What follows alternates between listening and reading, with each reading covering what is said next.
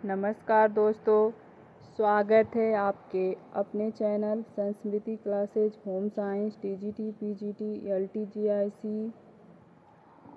आज हम पढ़ेंगे जो टॉपिक है कक्षा 12 के एनसीईआरटी की किताब का है। उसका नाम है मानव परिस्थितिकी एवं परिवार विज्ञान, भाग 1। उसका टॉपिक है कि पहली इकाई का टॉपिक है कार्य, आजीविका तथा जीविका। इस टॉपिक से जितने भी महत्वपूर्ण प्रश्न हैं इस वीडियो में हम कराएंगे आपको। पहला प्रश्न देखिए, जो ये है कि कार्य का व्यापक प्रचलित अर्थ है।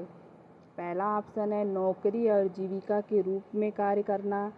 दूसरा ऑप्शन है जीविका के रूप में कार्य करना। तीसरा ऑप्शन है जीविका के रूप में मनपसंद कार्य करना। चौथा ऑप्शन है उपरोक्त सभी। इसका सही ऑप्शन होगा चौथा, उपरोक्त सभी। प्रश्न नंबर 2 है, किस औद्योगिक क्रांति से कार्य जीवन को बदलकर 8 घंटा प्रतिदिन अथवा 40 घंटे प्रति सप्ताह की शुरुआत हुई? पहला ऑप्शन है अमेरिका की क्रांति से शुरुआत हुई। दूसरा ऑप्शन है ब्रिटेन की क्रांति से। तीसरा ऑप्शन है फ्रांस की क्रांति से। चौथा ऑप्शन है इनमें से सभी। इसका सही आंसर है ब्रिटेन की औद्योगिक क्रांति। इसका सही ऑप्शन दूसरा है, ब्रिटेन की औद्योगिक क्रांति से। तीसरा प्रश्न है, ब्रिटेन की औद्योगिक क्रांति से कौन सा नारा उभर कर आया था?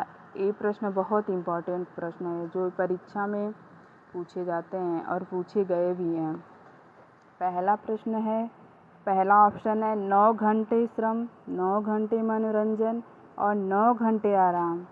दूसरा ऑप्शन है 9 घंटे श्रम, 7 घंटे मनोरंजन और 8 घंटे आराम।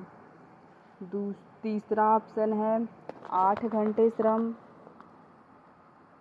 तीसरा ऑप्शन है 8 घंटे श्रम, 7 घंटे मनोरंजन और 9 घंटे आराम।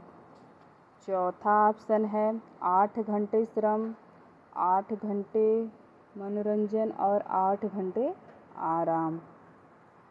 इसका सही ऑप्शन होगा चौथा। ब्रिटेन की औद्योगिक क्रांति से जो नारा उभर कर आया था कि 8 घंटे श्रम करेंगे, 8 घंटे मनोरंजन करेंगे और 8 घंटे आराम करेंगे। चौथा ऑप्शन है मनोरंजन का साधन। पहला है टेलीविज़न देखना, फिल्म देखना। दूसरा ऑप्शन है कंप्यूटर और वीडियो खेल खेलना। तीसरा ऑप्शन है पढ़ना, संगीत सुनना, बागवानी करना, तैरना और गाना गाना। चौथा ऑप्शन है उपरोक्त सभी। इसका सही ऑप्शन होगा चौथा का सही ऑप्शन होगा चौथा, उपरोक्त सभी। प्रश्न नंबर 5 है, जीवन स्तर का घोतक है। जीवन स्तर का घोतक है धन दौलत। पहला ऑप्शन है धन दौलत। दूसरा ऑप्शन है आराम के स्तर का। तीसरा ऑप्शन है भौतिक सामग्री का। दूसरा ऑप्शन है उपरोक्त सभी।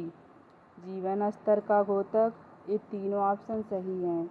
इसका सही उत्तर होगा उपरोक्त सभी। जीवन स्तर धन दौलत का भी होता है, आराम के स्तर का भी होता है। प्रश्न नंबर 6 है, जीवन स्तर का उपयोग के लिए किया जाता है, क्या किया जाता है? पहला ऑप्शन है क्षेत्रों अथवा देशों की परस्पर तुलना के लिए। दूसरा ऑप्शन है किसी देश में समय समय पर जीवन स्तरों की तुलना के लिए। तीसरा ऑप्शन है देश की प्रगति का मूल्यांकन करने के लिए। चौथा ऑप्शन है उपरोक्त सभी के लिए। इसका चौथा ऑप्शन उपरोक्त सभी सही है। प्रश्न नंबर 7 है, जीवन स्तर की माप का सूचकांक है। जीवन स्तर की माप का सूचकांक है। पहला ऑप्शन है मानव विकास सूचकांक HDI, दूसरा ऑप्शन है मानव आर्थिक सूचकांक, तीसरा ऑप्शन है मानव क्रमिक सूचकांक, चौथा ऑप्शन है इनमें से कोई नहीं। तो इसका सही ऑप्शन है मानव विकास सूचकांक। प्रश्न नंबर 7 है, मानव विकास सूचकांक विकसित किया गया है। पहला ऑप्शन है संयुक्त राष्ट्र सभा द्वारा, दूसरा ऑप्शन है संयुक्त राष्ट्र संघ द्वारा, तीसरा ऑप्शन है ब्रिक्स द्वारा, चौथा ऑप्शन है इनमें के सभी। मानव विकास सूचकांक विकसित किया गया था संयुक्त राष्ट्र सभा द्वारा। इसका पहला ऑप्शन सही है। इसका प्रश्न नंबर 9 है, मानव विकास सूचकांक किस सन में विकसित किया गया। पहला ऑप्शन है सन 1985, दूसरा ऑप्शन है सन 1990, तीसरा ऑप्शन है सन 1990, चौथा ऑप्शन है सन 1995। एक बार फिर से सुन लीजिए। पहला ऑप्शन है इसका सन 1985, दूसरा ऑप्शन है सन 1980, तीसरा ऑप्शन है सन 1990, चौथा ऑप्शन है सन 1995। इसका सही उत्तर होगा तीसरा, यानी कि सन 1990। प्रश्न नंबर 10 है, किसी राष्ट्र क्षेत्र की भौगोलिक सीमाओं में एक निश्चित समय एक वर्ष में उत्पादित सभी सामग्री और सेवाओं को कहते हैं। पहला ऑप्शन है GDP, दूसरा ऑप्शन है HDI, तीसरा ऑप्शन है CBI, चौथा ऑप्शन है उपरोक्त सभी। इसका सही उत्तर होगा पहला GDP। प्रश्न नंबर 11 है, राष्ट्र की आय और आर्थिक उत्पादन को मापते हैं। किससे मापते हैं। प्रश्न नंबर पहला ऑप्शन है HDI, दूसरा ऑप्शन है GDI से, तीसरा ऑप्शन है GDP से और चौथा ऑप्शन है उपरोक्त सभी, यानी कि प्रश्न नंबर 11 का सही उत्तर होगा GDP से। राष्ट्र की आय और आर्थिक उत्पादन को हम GDP से मापते हैं। किससे मापते हैं। GDP से मापते हैं। प्रश्न नंबर 12 है, संयुक्त राष्ट्र संघ ने मानव अधिकारों को अपनाया था। संयुक्त राष्ट्र संघ ने मानव अधिकारों को कब अपनाया था। पहला ऑप्शन है 1946 में, दूसरा ऑप्शन है 1948 में, तीसरा ऑप्शन है 1950 में और चौथा ऑप्शन है 1960 में। तो संयुक्त राष्ट्र संघ ने मानव अधिकारों को 1948 में अपनाया था। प्रश्न नंबर 13 है, संयुक्त राष्ट्र संघ के मानव अधिकारों की विश्वव्यापी वैश्विक घोषणा को किस अनुच्छेद में रखा गया है। पहला ऑप्शन है अनुच्छेद 15, दूसरा ऑप्शन है अनुच्छेद 19, तीसरा ऑप्शन है अनुच्छेद 25, चौथा ऑप्शन है अनुच्छेद 30। तो संयुक्त राष्ट्र संघ के मानव अधिकारों की विश्वव्यापी वैश्विक घोषणा को अनुच्छेद 25 में रखा गया है। प्रश्न नंबर 14, मानव अधिकारों की विश्वव्यापी वैश्विक घोषणा में व्यक्ति को अधिकार दिए गए हैं। मानव अधिकारों की विश्वव्यापी वैश्विक घोषणा में व्यक्ति को अधिकार दिए गए हैं। पहला ऑप्शन है उचित जीवन स्तर का अधिकार, दूसरा ऑप्शन है सामाजिक सेवाओं का अधिकार, तीसरा ऑप्शन है सुरक्षा का अधिकार, चौथा ऑप्शन है उपरोक्त सभी, यानी कि प्रश्न नंबर 14 का चौथा ऑप्शन सही होगा। प्रश्न नंबर 15 है, विश्व में संपूर्ण गरीबों की संख्या का लगभग कितने लोग भारत के हैं। पहला ऑप्शन है 2/3 लोग। दूसरा ऑप्शन है 2/4 लोग। तीसरा ऑप्शन है 1/3 लोग।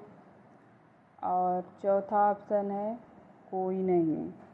तो विश्व में संपूर्ण गरीबी की संख्या का लगभग 1/3 लोग भारत के हैं। कितने लोग भारत के हैं? 1/3 लोग भारत के हैं।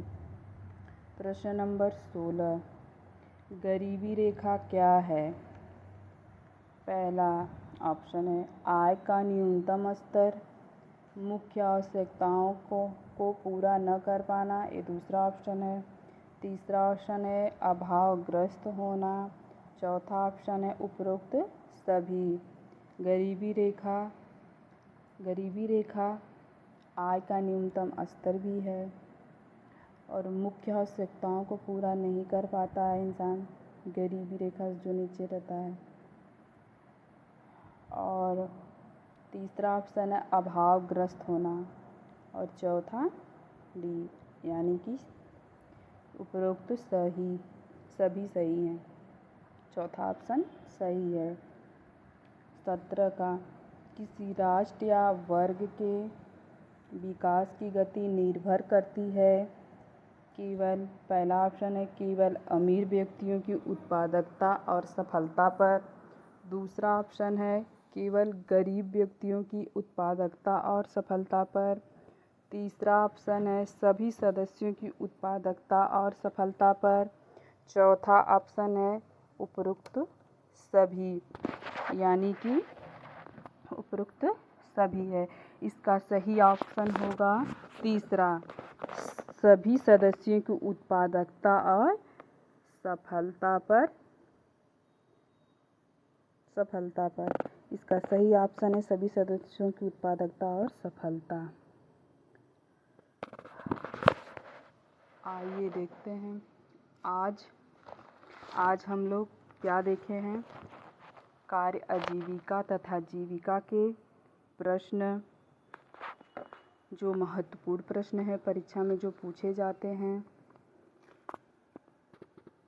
अगर यह वीडियो आपको उपयोगी लगा हो तो मेरे चैनल को लाइक करें, सब्सक्राइब करें और मेरा अगला होम साइंस वीडियो ज़रूर देखें। धन्यवाद आपका। और जो भी प्रश्न में त्रुटि हो उसको कमेंट बॉक्स में आप लोग ज़रूर दें, उसका मैं आंसर रिप्लाई करूँगी।